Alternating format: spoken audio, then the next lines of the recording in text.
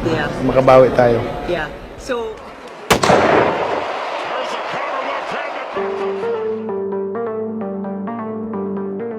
Sa mundo ng boxing ngayon, tila naging kasanayan na ang mga exhibition matches. Mga labanang kunwari ay seryoso, pero sa dulo ay yakapan at tawanan lang dahil walang opisyal na talo o panalo.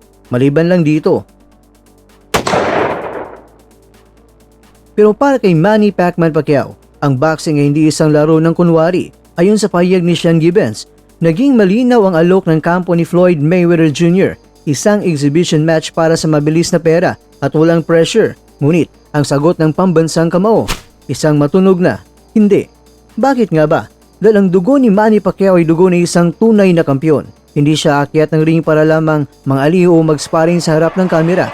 Gusto niya ng real fight at ayaw niya ng limitadong round o malalaking guwantes. Gusto niya na ang laban ay nakatala sa kasaysayan. Laban na may tunay na determinasyon at laban na may opisyal na resulta. Sa putong ito ng kanyang karera, wala na siyang kailangang patunayan sa pera, pero meron pa rin siyang kailangang tapusin pagdating sa usapin na ligasiya. Ang pagtanggi sa exhibition ay isang deklarasyon na ang Pacman ay hindi pa tapos mananalasa.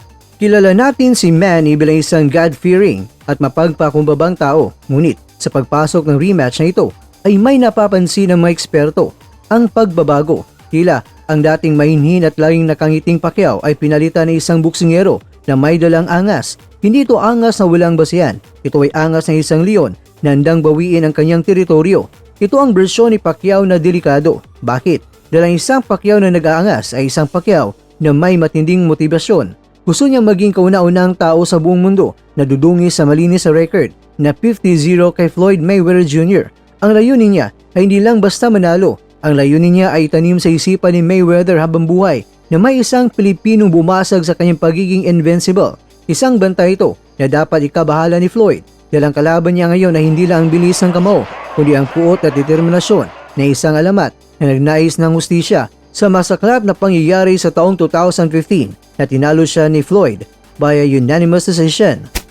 Marami naman ang nagtatanong, makakabawi pa ba si Pacman? Ang sagot ay ganito. Sa unang laban, naging hadlang ang injury sa balikat at ang madulas na estilo ni Floyd. Pero sa pagkakataong ito, wala nang iniindang sakit at may baon ng bagong estratehiya. Ang tsansa ni Manny ay mas malakas kaysa sa dati. Ang rematch na ito ay hindi lang laban ni Manny. Ito ang laban ng bawat Pilipinong mandirigma na dihado noong unang pagtatagpo. Dapat itong abangan ng bawat Pinoy dahil ito ang ating redemption story. Ito ang sandali na kung saan ang tanggal General Santos ay muling magpapatunay na ang pusong Pilipino ay hindi sumusuko. Ito ay higit pa sa sinturon o sa trophy. Ito ay isang pagkakataong makita ang pagbagsak ng depensa ni Mayweather sa ilalim ng malabagyong mga suntok ng ating pambansang kamao.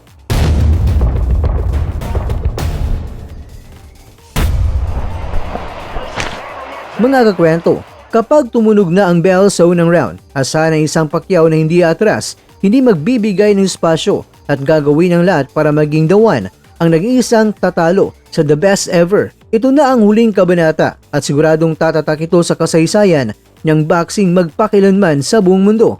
Pero ikaw ba kakwento, sa rematch na ito, sino ang mananalo? Si Pacman o si Floyd? Ano sa tingin mo?